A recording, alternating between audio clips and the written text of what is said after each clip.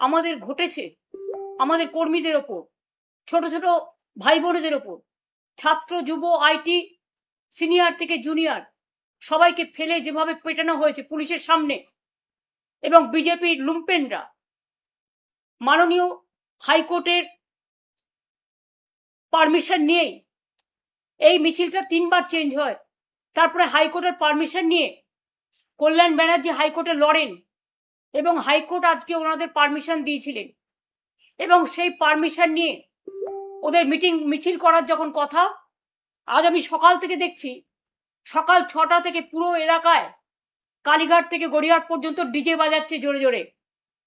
অভিষেক ডিজের কথা বলেছিল, তাই তো সিআইডি ডেকে পাঠিয়েছে। আজকে ভোর 6টা থেকে কে পারমিশন দিল? একটা রুটে হাইকোর্ট যখন অ্যালাউ করে কাউকে মিছিল করার, সেই রুটে অন্য কেউ করতে পারে না। 10টা স্টেজ করে অবস্ট্রাকশন ক্রিয়েট করে বিজেপির গুন্ডারা আমার বাড়ির সামনে আজকে সকালবেলায় প্রায় 400-500 মোটর বাইক, হেলমেট ছিল না, কেউ বসে কেউ দাঁড়িয়ে, আমাকে থ্রেট করতে করতে আমার পাড়া দিয়ে বারবার যাতায়াত করছিল। আমি কিছু মাইন্ড করিনি, কিন্তু যখন দেখলাম আমাদের কর্মীরা হাজরা থেকে পর্যন্ত বালিগঞ্জ ফাঁড়ি থেকে হাইকোর্টের পারমিশন নিয়ে, এমনকি মাইক্রোফোন ইউজ করতে বারণ করেছে হাইকোর্ট, আমরা সেটাও করতে দিইনি, কয়েকটা হ্যান্ড মাইক নিয়ে তারা একটা মিছিল করছিল এবং তারা প্রতিবাদ জানাচ্ছিল। বারুইপুর থেকে দুর্গাপুর, মিদনাপুর থেকে শিলিগুড়ি, শিলিগুড়ি থেকে কুচবিহার, বেহালা থেকে সোনারপুর, সব মেয়েদের উপর অত্যাচার, ধর্ষণ, এবং সাধারণ মানুষ আজকে আতঙ্কিত। হকার থেকে শুরু করে, দোকানদার থেকে শুরু করে, মিড ডে মিল থেকে শুরু করে, ওয়ার্কাররা থেকে শুরু করে সবাই আজকে আক্রান্ত। তাই প্রতিবাদ করে একটা শান্তিপূর্ণ মিছিল করার পারমিশন হাইকোর্ট আমায় দিয়েছিল।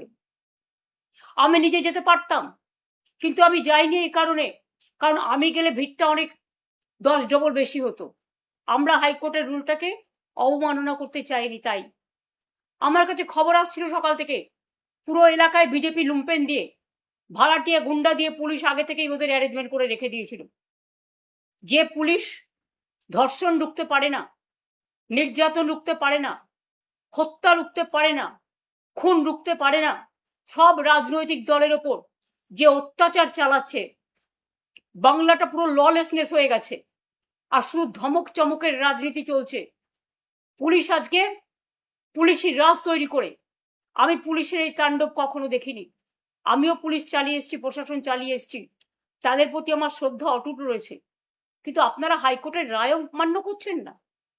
হাইকোর্টের রায় মান্য করে আপনারা তো মিছিলটা শান্তিপূর্ণভাবে করতে দিতেন, কেন মিছিলের মধ্যে বিজেপিকে ঢুকতে অ্যালাউ করলেন? এবং সারা রাস্তা জুড়ে মেয়েদের গোপনীয় পার্টস থেকে শুরু করে সারা শরীরে আপনারা মেরেছেন, লাঠি দিয়ে, রড দিয়ে, ইট দিয়ে, আরো কিছু কিছু জিনিস দিয়ে, যেগুলো বলতে আমার লজ্জা লাগে। আমি ধিক্কার জানাই।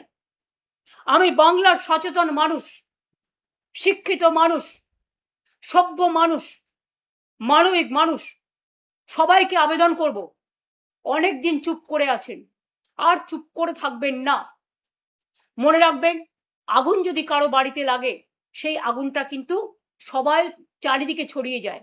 আমরা আগুন লাগাতে চাই না, আমরা আগুনটা নেভাতে চাই। তাই আপনাদেরও আজকে দায়িত্ব প্রতিরোধ করা, প্রতিবাদ করার। এবং আমি প্রায় 25 জনকে হসপিটালে পাঠানোর ব্যবস্থা করলাম। তাও পুলিশ ব্যারিকেড করে রেখে দিয়েছে রাস্তায়, যাতে গাড়িগুলো যেতে না পারে।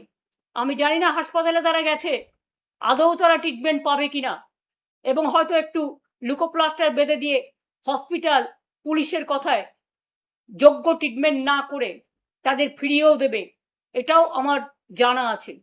তা সত্ত্বেও একটা আইনজীবীদের টিম, সৌগত রায়, বৈষ্ণব চ্যাটার্জি সহ, তারা সকলে SSKM-এ গেছে তাদের ট্রিটমেন্ট করার জন্য। অনেকের দম বন্ধ হয়ে আসছে মারের চোটে, মেয়েরা দম ফেলতে পারছে না, নিঃশ্বাস বন্ধ হয়ে যাচ্ছে। আমি কমসে কম 20-25 জনের মাথায় রক্ত ঝরতে দেখেছি। এবং যখন শুনলাম মেয়েদের আটকে বিজেপি হাজরায় পেটাচ্ছে, আমি নিজে বাড়ি থেকে বেরিয়ে যাচ্ছিলাম। আমি জাস্ট একটুখানি যাওয়ার পরে দেখছি তারা আসছে আহত অবস্থায়, আমাদের কর্মীরা তাদের উদ্ধার করেছে, পুলিশ করেনি। এবং পুলিশের এই নির্লিপ্ত ভূমিকা আমি জানি না।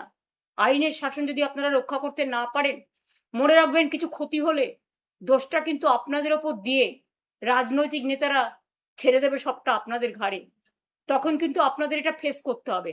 আমার হাত জোর করে আবেদন থাকবে প্রশাসনের কাছে, প্লিজ এক পক্ষ না হয়ে নিরপেক্ষ থাকুন। মা বোনেদের অত্যাচারের হাত থেকে বাঁচান, হকারদের বাঁচান, বেকারদের বাঁচান, গ্রাম বাংলাকে বাঁচান, কলকাতাকে বাঁচান। আর অত্যাচার, আর অনাচার, আর ব্যভিচার আমরা গত 2 মাস ধরে লক্ষ্য করছি।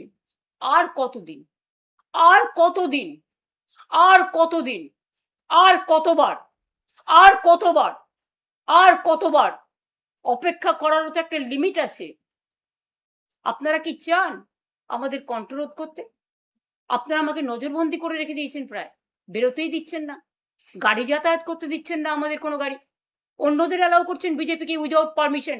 কি করে তাদের বাইক মিছিল অ্যালাউ করে আমার বাড়ির সামনে আমার পিতা মাতা পুরো সব তুলে গালিগালাজ এবং নানা রকম ভূমিকা করা হচ্ছে, তাণ্ডব চালানো হচ্ছে।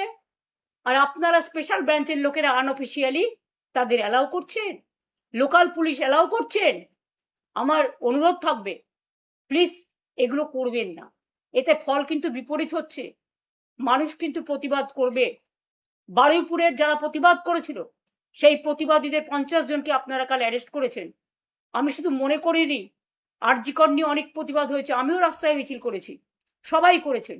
আমরা কিন্তু একজনকেও অ্যারেস্ট করিনি। তার কারণ গণতন্ত্রের প্রতিবাদ করার, প্রতিরোধ করার ভূমিকা আছে।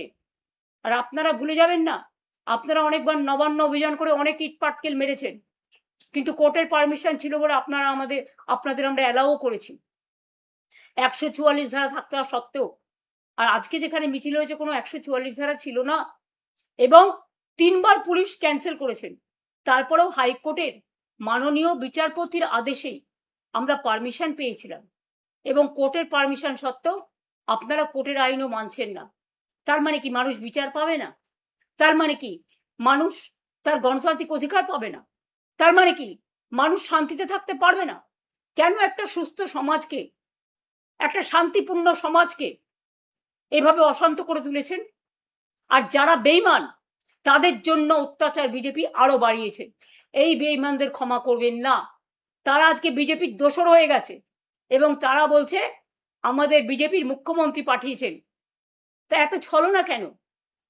ডাইরেক্ট যে কর্মীদের রক্ত নিয়ে, আমার দেয়া সিম্বল নিয়ে ইলেকশনে দাঁড়িয়েছেন, হয় তৃণমূল করুন আমাদের সাথে, আর তা না হলে বিজেপির কোলে গিয়ে মনে রাখবেন যতই দুলুন, দোলাও দোলাও দোলাও আমার হৃদয় হবে না। ওটা নিষ্ঠুর, ওটা পৈশাচিক, ওটা নিজের পরিবার আর সম্পত্তি বাঁচাবার জন্য অমানবিক, দানবিক। এখনো সময় আছে। বিজেপির কোলে আশ্রয় না নিয়ে নিজের ঘরে ফিরে একবার পরিবারকে প্রশ্ন করুন, একবার মানুষকে প্রশ্ন করুন। এবং যে কর্মীরা মার খেয়েছে মনে রাখবেন এরা আপনাদের জন্য একদিন রক্ত দিয়েছে, আপনাদের বুথে এজেন্ট হয়েছে, আপনাদের পোলিং এজেন্ট হয়েছে, আপনাদের কাউন্টিং এজেন্ট হয়েছে। ফিরে তাকান এই বর্বরতার দিকে। বেঈমানদের কথায় বেঈমানি করবেন না। সরাসরি বিজেপি করুন, আর তা নাহলে সরাসরি তৃণমূল করুন। মাঝ রাস্তায় থাকবেন না। মাঝ গঙ্গায় গেলে এপারও যাবে ওপারও যাবে। নদীর স্রোতকে কখনো আটকে রাখা যায় না। নদীর স্রোত বাধা পেলে অন্য পথ দিয়ে ঘুরে যায়। আমাদের এভাবে বাধা দিয়ে আপনারা আটকে রাখতে পারবেন না। যত আপনারা অত্যাচার করবেন আমরা তত বাড়বো এবং তত ঘুরে দাঁড়াবো। শুধু মানুষকে বলবো আপনাদের আশীর্বাদ, আপনাদের দোয়া, আপনাদের সমর্থন থেকে যেন বঞ্চিত না হই। আজকে যেভাবে মেয়েদের উপর অত্যাচার হয়েছে, ছেলেদের উপর অত্যাচার হয়েছে, ওই হাজরায় আমাকেও আক্রমণ করে আমাকে জীবন মৃত্যু পায়ের ভিত্ত করা হয়েছিল। আজকে যেভাবে মেয়েদের আপনারা ফেলে পিটিয়েছেন লুম্পেনরা, বাংলার মানুষকে জবাব আপনাদের দিতে হবে। আমি মানুষের কাছে বিচার চাইছি। ভালো থাকবেন। আমি অসময়ে বিরক্ত করলাম।